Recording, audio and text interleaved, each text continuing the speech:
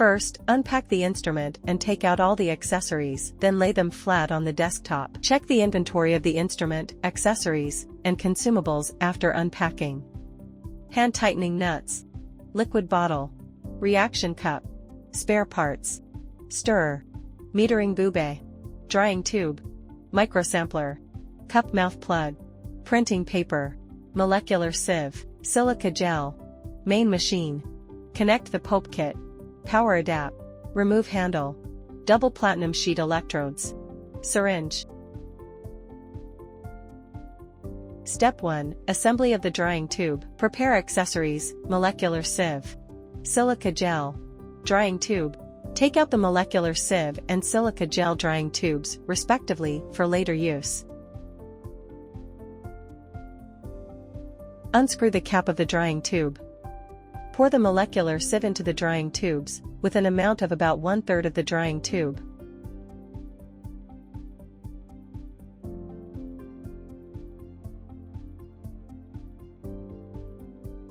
Pour a small amount of color-changing silica gel pellets into the drying tube.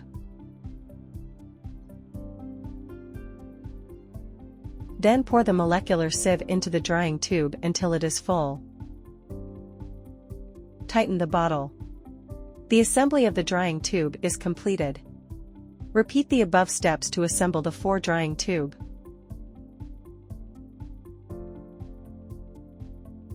Step 2. Assembly of the liquid bottle. Prepare the following accessories: liquid bottle, hand tightening nuts, O-gasket, rectangular ring, drying tube, with 3 PCS of each accessory. First, place the rectangular ring into the joint of the drying tube.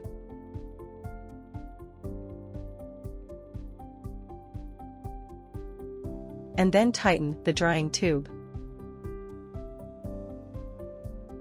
Place the O-gasket into the bottle cap or on the bottle mouth. Attach the drying tube to the liquid bottle. The assembly of the liquid bottle caps is completed. Repeat the above steps to assemble the 3 liquid bottles in sequence. In order to easily distinguish the liquid waste bottle, solvent bottle, and reagent bottle during the test, stick the prepared label papers onto the liquid bottles in sequence.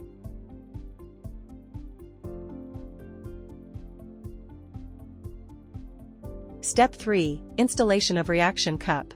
Prepare accessories, drying tube. Stirrer. Reaction cup. First, put the stirrer into the reaction cup. Remove the fixed lock from the bracket and insert the reaction cup into the stand on the mixing table to fix it. Screw the locking piece back onto the bracket and tighten it firmly. Then clip the drying tube into the buckle of the reaction cup. Step 4. Installation of double platinum sheet electrodes. Prepare accessories, double platinum sheet electrodes. Insert the electrode into the reaction cup. Adjust the position of the electrode. Note, don't insert the electrode all the way to the bottom to prevent the stirrer from hitting the electrode. Insert the injection port plug into the reaction cup again. Connect the aviation plug of the dual platinum sheet electrode to the instrument mainframe. Step 5. Installation of metering bube. Prepare accessories, metering bube. Remove the pressure ring from the protective cover of the metering bube. Insert the ball at the lower end of the piston metal rod into the circular groove of the instrument push rod. Tighten and fix the pressure ring of the metering bube. Step 6. Connect the 3-way valve pipelines. Take out the accessories, red tubes for number 5, number 6, and number 7. First, connect the 3-way valve to the metering bube. Take out the number 7 tube and connect the V3 fitting on the pipeline to the V3 port on the 3-way valve.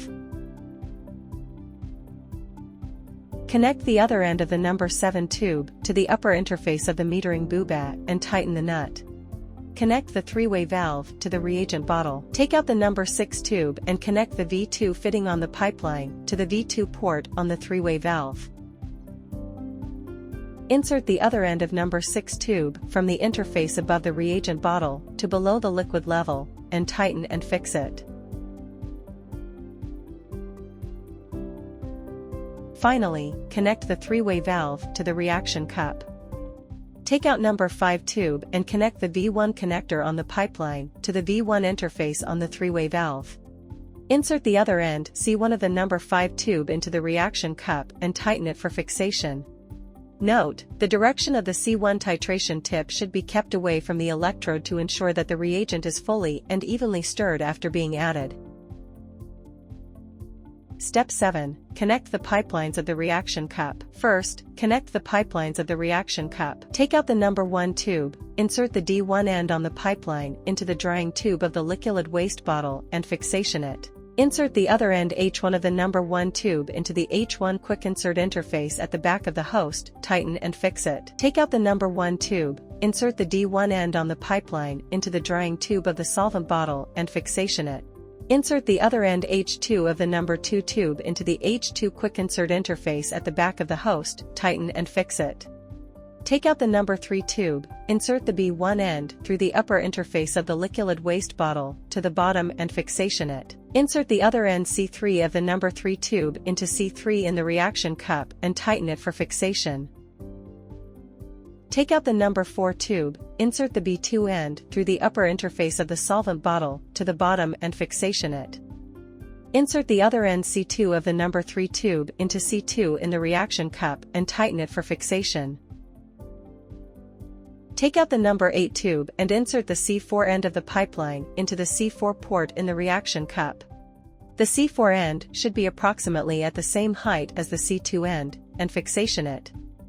Insert the other end D4 of the number 8 tube into the drying tube of the reaction cup and fixation it. Step 8. Connect the power adapter to the host and power it on. Then, recheck all the connections. Before turning on the machine, it is necessary to check components such as all the pipelines, bottle caps, drying tubes, titration cups and electrodes. Check whether the Karl Fischer reagent in the reagent bottle and the anhydrous methanol in the solvent bottle are sufficient. If there is waste liquid in the bottle, promptly empty it. If the manual sampling mode is selected, the cup mouth plug needs to be replaced. The general operating procedures of the moisture analyzer are as follows. Turn on the power. Boot login. If it is being used for the first time, it is necessary to draw in the solvent and perform cleaning. Pre-titration. Measure drift. Calibration reagent. Sample measurement. Test complete. Step 1. Press the power button, and the screen will be displayed, waiting for the program self-check to complete. Step 2. Operator login. The user login page is displayed. Enter the operator number 1. Enter the default password, 888,888. Press the OK button to continue. Can see 8 functional options. Move the cursor to manual control using the direction button. Press the OK button to enter the control menu. The main purpose of this control menu is to prepare for sample analysis. Step 3. Reagent return. Move the cursor to select reagent return and press the OK button. The three-way valve will automatically switch. The piston in the metering boobe will move upwards to push the air or remaining reagent in the metering boobe back into the reagent bottle. When the piston reaches the top of the measuring tube, the return liquid will automatically stop, or press the return button to manually stop. Step 4. Reagent imbibition. Move the cursor to select reagent imbibition and press the OK. The three-way valve will automatically switch. The piston in the measuring tube will move downwards to suck the reagent into the measuring tube from the reagent bottle. Step 5. Solvent imbibition. Move the cursor to select solvent imbibition and press the OK button. The solvent pump will work, injecting methanol into the titration cup until the liquid level is submerged in the stirring beads and platinum plates of the electrode. Press the return button to stop, turn on the stirring knob on the side of the instrument clockwise, adjust the stirring speed, so that the solution in the titration cup can form a vortex without bubbles, ensuring that the titrant during the titration process can be fully mixed.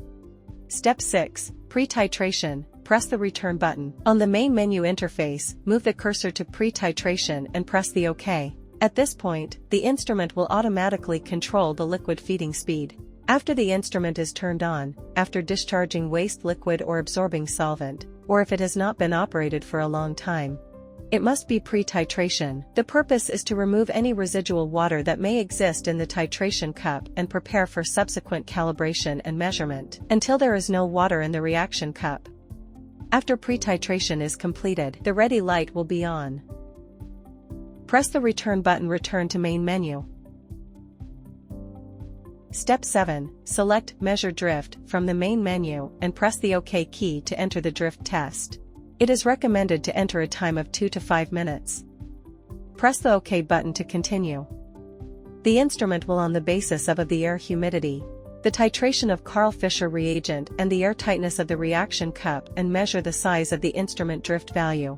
During the drift measurement process, the liquid input and timing will be displayed, and the results will be displayed after the timing is completed. Press the OK button. Return to main menu. Step 8. Calibration of Karl Fischer reagent. Select the calibrating option from the main menu. Select the calibrating, press the OK button. Use a micro syringe to inject 10 ml of deionized water into the titration cup. Pay attention to observing whether there are impurities in the syringe. After wiping the needle dry, inject water below the liquid level during injection. Close the injector plug. User presses the number keys to input the weight of pure water used for this calibration, and then presses the OK button to start the first calibration. The instrument will automatically complete the calibration operation. Before using the Karl Fischer reagent, it is necessary to measure the amount of the standard sample with a known water content. This time, we'll use the simplest KF reagent calibration method, deionized water calibration, to determine the accurate titer of the reagent, and this process is called calibration. Press the OK button to return to the function menu interface. The instrument will indicate the number of calibration times that have been stored. Click OK button to proceed to the next calibration. Other titration conditions do not need to be changed. Complete the calibration 5 times. Press the OK button to return. Under the calibration menu, select Records. The page for viewing calibration records is displayed. The instrument automatically calculates the average value, and can delete the results with large errors and recalibrate them. Click the Return button to return to the main menu. Step 1. Prepare the sample to be tested. It is recommended to use a balance with an accuracy of 1/1000th or better to assist in measuring the sample volume. The sampling volume is recommended to be estimated according to the table.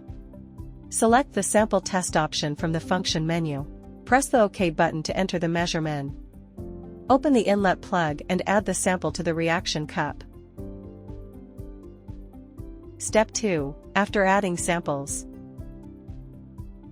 press the OK button and the instrument will start measuring. Click the number key to enter the sample number. Press the OK button, and the cursor will move to the sample weight. Click left and right to switch units. Click the number key to enter the sample number.